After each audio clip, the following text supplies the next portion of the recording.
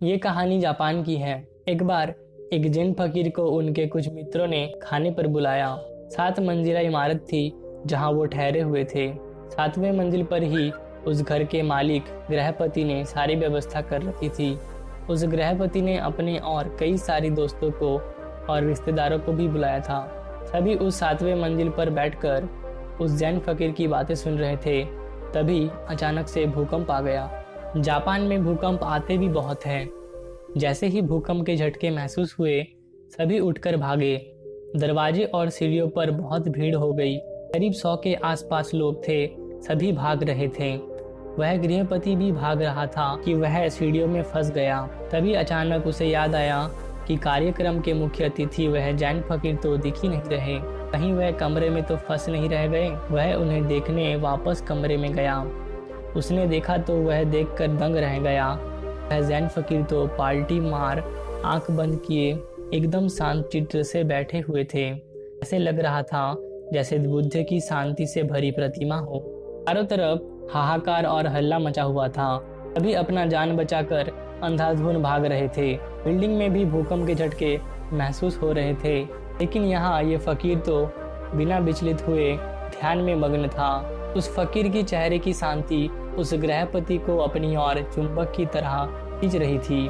उसका रूप, उसकी शांति, उसका आनंद सम्मोहित कर लिया। गृहपति को खींचा चला आया जैसे कोई चुंबक से खींचा चला आता है। आकर बैठ गया फकीर के पास। भूकंप आया और गया। कुछ देर बाद जिन फकीर ने अपनी आंख खोली और भूकंप की वजह से जहां पर उनकी बात रुक गई थी, फिर से उन्होंने अपनी बात दोबारा से शुरू की। गृहपति ने कहा, महाराज, अब मुझे कुछ भी याद नहीं कि हम क्या बात कर रहे थे और कहां पर हमारी बात रुक गई थी। सारे शहर में हाहाकार मचा हुआ है। सभी अपनी अपनी जान बचाकर भाग रहे हैं। इतना बड़ा भूकंप, इतना बड़ा झटका आया। अब तो इसके बाद मुझे यह भी याद नहीं है कि हम किस बारे में बात कर रहे थे। इसलिए आप कृपया करके वो बातें दोबारा शुरू ना करें। और अब वो बातें मैं आपसे पूछना भी नहीं चाहता। अब तो मैं आपसे कुछ और ही पूछना चाहता हूँ। गृहपति बोला, महाराज, एक बात बताएं कि भूकंप आने पर हम सब भागे और आप क्यों नहीं भागे? जैन फकीर ने कहा, भागा तो मैं भी था, लेकिन तुम सब बाहर की तरफ भागे और मैं अपनी भीतर की तरफ भागा। जिसे जहाँ सुरक्षित महसूस हुआ वह वहाँ भागा। लेकिन मैं कहता हूँ तुम्हारा बाहर का तरफ भागना व्यर्थ था। भूकंप यहाँ भी है, भूकंप 4थी मंजिल पर भी है, भूकंप 5वीं मंजिल पर भी है और भूकंप 6ठी मंजिल पर भी है। भूकंप पूरे बिल्डिंग में है। 5वीं मंजिल वाले भी भाग रहे हैं, 4थी मंजिल वाले भी भाग रहे हैं और 3री मंजिल वाले भी भाग रहे हैं। जो सड़कों में हैं वो बिल्डिंग की तरफ सुरक्षित स्थानों में भाग रहे हैं।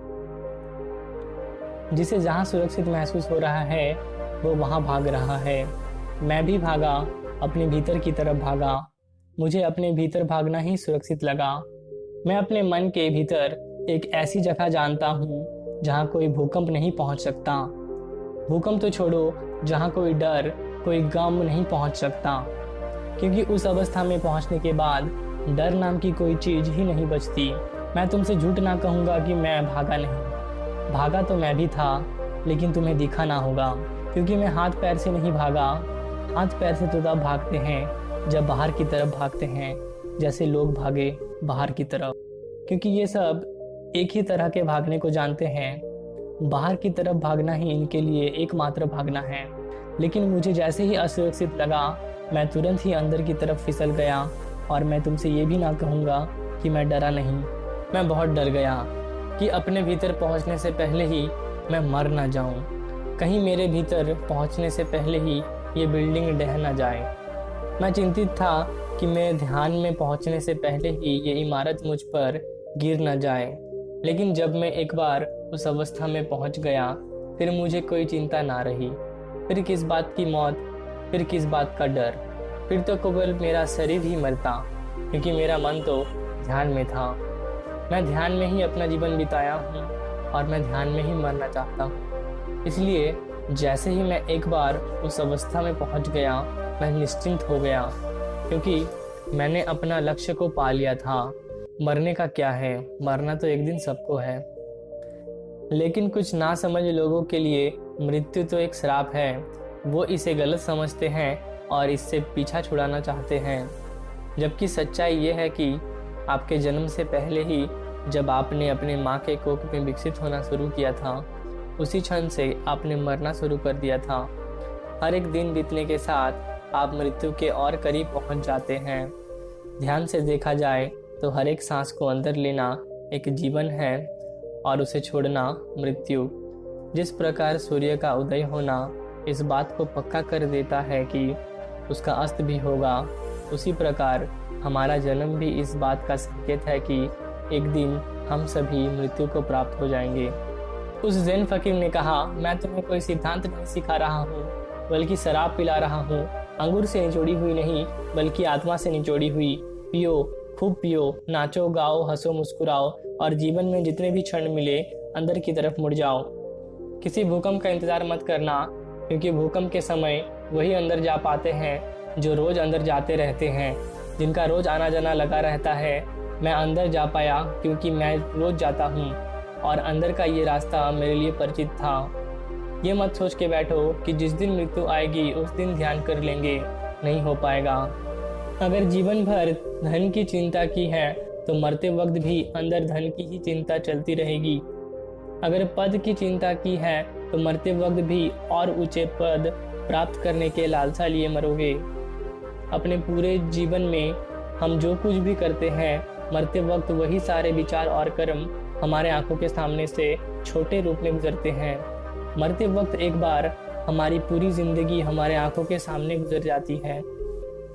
संक्षिप्त में कहूँ तो जिंदगी भर हम जो भी करते हैं, अंत समय में हम वही महसूस करते हैं।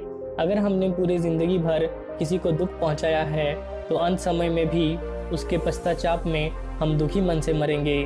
और अगर हमने जिंदगी भर अच्छे काम किए हैं तो हमें अंत समय पर विचार करने के लिए अच्छी यादें होंगी और हम खुशी खुशी इस दुनिया को अलविदा कहेंगे। फकीर ने उस गृहपति से कहा, अगर तुम ध्यान में मरना चाहते हो तो ध्यान में ही जीना सीखो। ध्यान को जीना शुरू कर दो ताकि मरते वक्त तुम्हें अपने भीतर जाने में तकलीफ ना हो और तुम ध्यान में ही इस दुनिया को अलविदा कहो।